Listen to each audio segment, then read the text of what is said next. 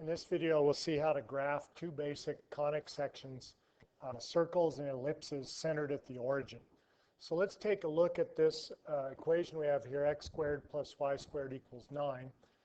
And let's suppose that we want to graph the set of points x, y that make this true. So let's just do it by making a table of values. And let's begin by choosing x to be 0. Now you can see that if x is 0, we get y squared equals 9, which is true if y is 3 or negative 3. So we get the points 3 and negative 3 for y that both go with a choice of 0 for x. Similarly, if we choose y to be 0, we get x squared equals 9. So that means x equals either 3 or negative 3. So we now have 4 points that we know are on our graph.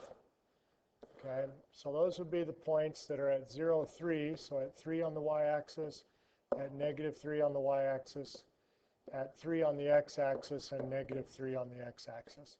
So we have those 4 points right there that I've drawn in. In fact, let's take those, let's put those in color. Let's do those with some blue. And so at this point, we can see that we probably have some sort of object centered at the origin. We can actually go on and choose a couple more x values. Let's suppose that x was 1. If x is 1, then we get y squared equals 8, which tells us then that y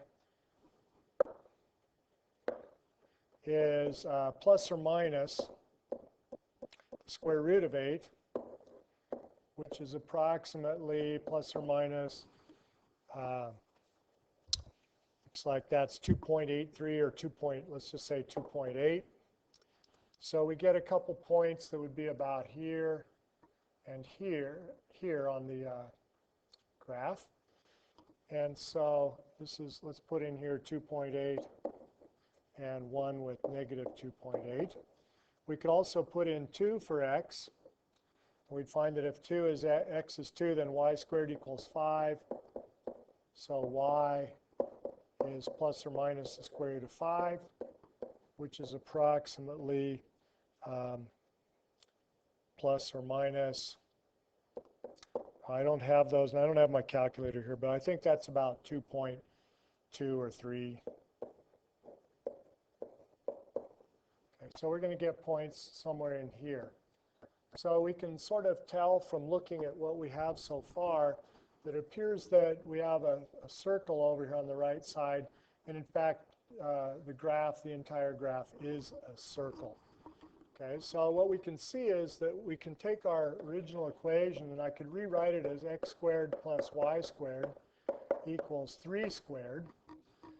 The 3 is the radius of our circle. And the circle is centered at the origin. So let's take a look at another example using this idea. So let's suppose we had the equation x squared plus y squared equals 20. This is almost like what we just had, except for 20 is not a perfect square. But what we could do is we could rewrite this x squared plus y squared equals the square root of 20 squared. All right, and so what we have is we have then a circle. Again, the center is at the origin. So the center is at 0, 0. And the radius, let's see, let's fix that line up a little bit.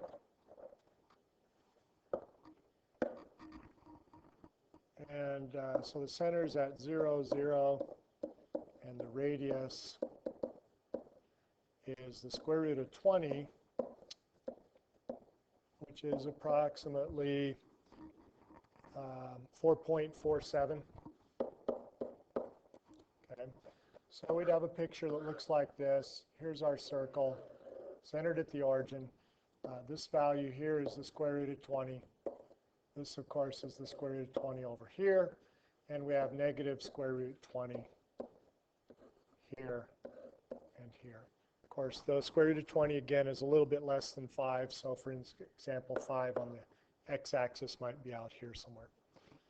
Now, before we go on to what we're going to do next, let's go back to the equation we had before, which was x squared plus y squared equals 9.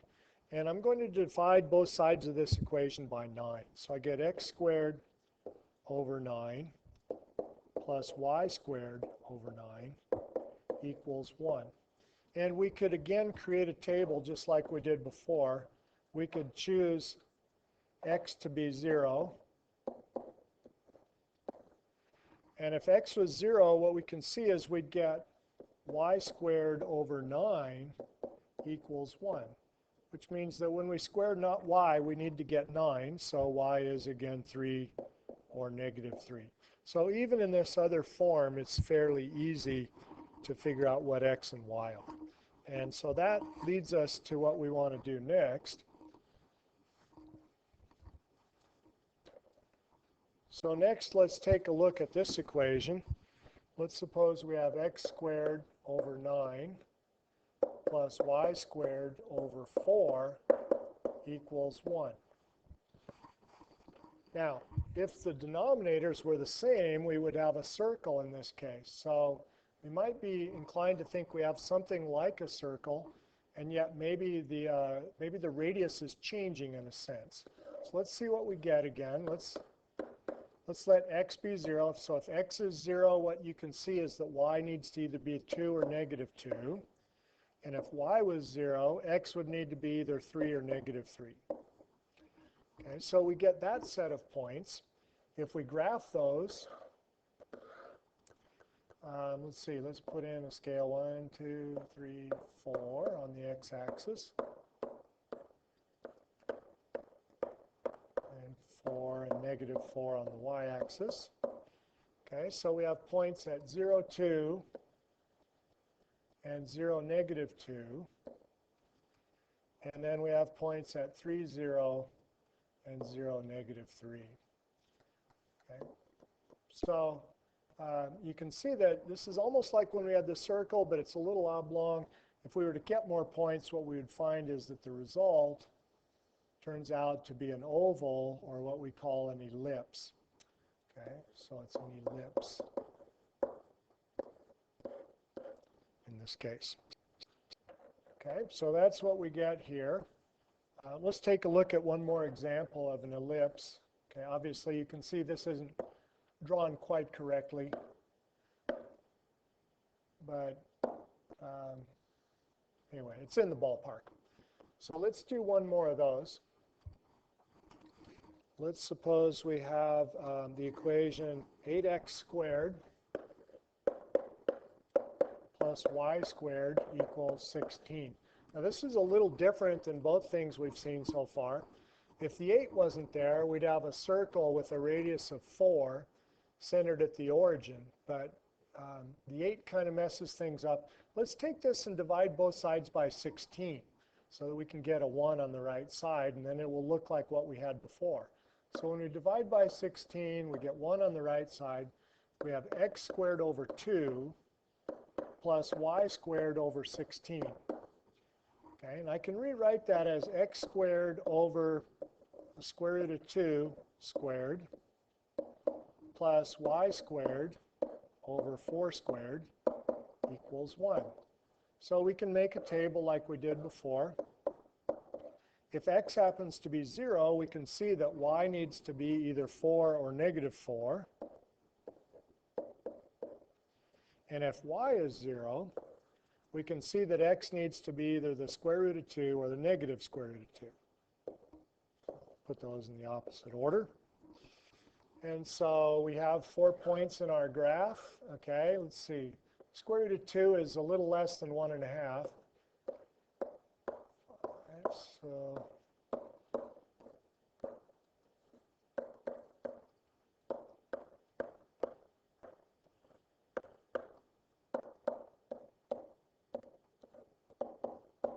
So let's see, we have points 0, 4 and 0, negative 4, which would be these two.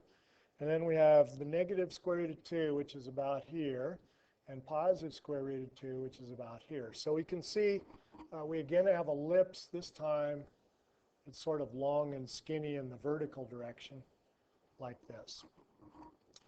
So that takes care of circles and ellipses. In the next video, we'll go on and look at graphing hyperbolas.